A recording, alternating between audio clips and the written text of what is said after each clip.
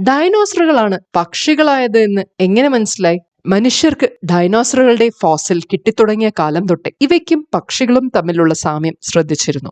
ഡൈനോസറുകളുടെ തലയും വാലും എടുത്തു മാറ്റിയാൽ ഏറെക്കുറെ പക്ഷികളുടെ സ്കെൽട്ടനുമായി സാദൃശ്യമുണ്ട്. പക്ഷേ അതൊരു കോയിൻസിഡന്റ് ആവാം എന്ന് മാത്രമേ കരുതിയിരുന്നുള്ളൂ. കാരണം ഡൈനോസർ എവിടെ കിടക്കുന്നു, നമ്മുടെ ലവ് ബേർഡ്സ് ഉൾപ്പെടെയുള്ള പക്ഷികൾ എവിടെ നിൽക്കുന്നു? എന്നാൽ ഡൈനോസർ ആണ് പക്ഷികളായി മാറിയത് എന്നതിന് തുമ്പ് ലഭിച്ചത് ആർക്യോപ്റ്റെറിക്സ് എന്ന ഡൈനോസറിന്റെ ഫോസിൽ കിട്ടിയപ്പോഴായിരുന്നു. ഡൈനോസറിന്റെ ശരീരം പക്ഷിയുടെ ശരീരമായി മാറിക്കൊണ്ടിരുന്ന കാലത്ത് ജീവിച്ചിരുന്ന ഒരു ഡൈനോസർ. എങ്കിലും എല്ലാ ഡൈനോസറുകളും പക്ഷികളായി മാറി എന്നല്ല. ചതുപ്പ് നിലങ്ങളിൽ ജീവിക്കുന്ന തെറോപോഡ്സിൽപ്പെട്ട ചില ഡൈനോസറുകൾ പറന്നുകൊണ്ട് ഇര പിടിക്കുവാൻ വേണ്ട രൂപം കൈവരിച്ചിരിക്കുന്നു.